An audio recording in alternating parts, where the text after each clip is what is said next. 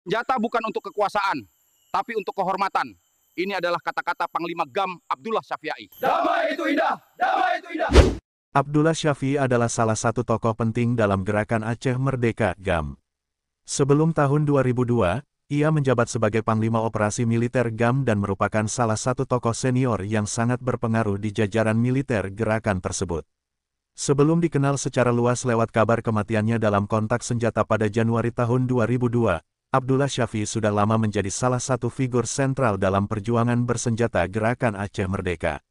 Lahir di tengah ketegangan sosial dan politik di Aceh, ia tumbuh menjadi pemimpin lapangan yang dihormati dan ditakuti. Abdullah Syafiei mulai bergabung dengan GAM sejak dekade 1980-an, ketika konflik antara pusat dan daerah mulai mengeras.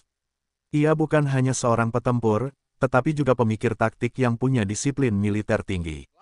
Dikenal sebagai pribadi sederhana namun tegas, ia segera naik ke jajaran elit militer GAM dan menjadi Panglima Operasi, posisi strategis yang mengoordinasikan serangan serta pertahanan di berbagai wilayah Aceh, terutama di kawasan Pidi, Aceh Besar, dan Aceh Utara. Selama masih ada satu orang Aceh yang hidup dan sadar, perjuangan ini tidak akan padam. Kami bukan separatis. Kami hanya menuntut kembali hak kami yang dirampas. Sebagai Panglima, Abdullah Syafiei dikenal mengutamakan perjuangan gerilya berbasis dukungan rakyat. Ia kerap berpindah dari satu gampong ke gampong lain, membaur dengan masyarakat, menjalin hubungan baik dengan tokoh-tokoh lokal, dan membangun basis logistik secara organik. Berbeda dengan pendekatan kekerasan murni, ia menekankan pentingnya legitimasi rakyat terhadap perjuangan GAM. Dalam catatan banyak mantan kombatan, Abdullah Syafiei bukan pemimpin yang menjaga jarak, ia tidur di tanah bersama anak buahnya, makan seadanya, dan ikut turun langsung dalam operasi militer.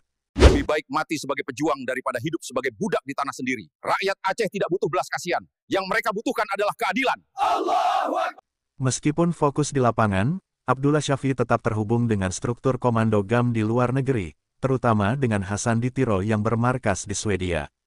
Ia dikenal sebagai salah satu loyalis Hasan Tiro yang paling militan dan idealis, menolak kompromi atas tuntutan kemerdekaan. Namun, pada akhir 1990-an hingga awal 2000-an, saat desakan internasional untuk penyelesaian damai mulai menguat, posisi Abdullah Syafiei juga menjadi simbol dilema, antara terus bertempur atau membuka jalan untuk negosiasi. Aceh tidak pernah secara sah menjadi bagian dari Indonesia, dan berhak merdeka sebagai negara sendiri. Menjelang kematiannya, operasi militer TNI di Aceh semakin intensif. Wilayah-wilayah basis GAM digempur habis-habisan. Abdullah Syafiei tetap bertahan di medan tempur, meski beberapa panglima lain memilih keluar dari Aceh atau menyamar. Pada tanggal 22 Januari tahun 2002, dalam sebuah penyergapan besar-besaran oleh aparat TNI di kawasan Janto, Aceh Besar, Abdullah Syafiei tewas bersama sejumlah anak buahnya.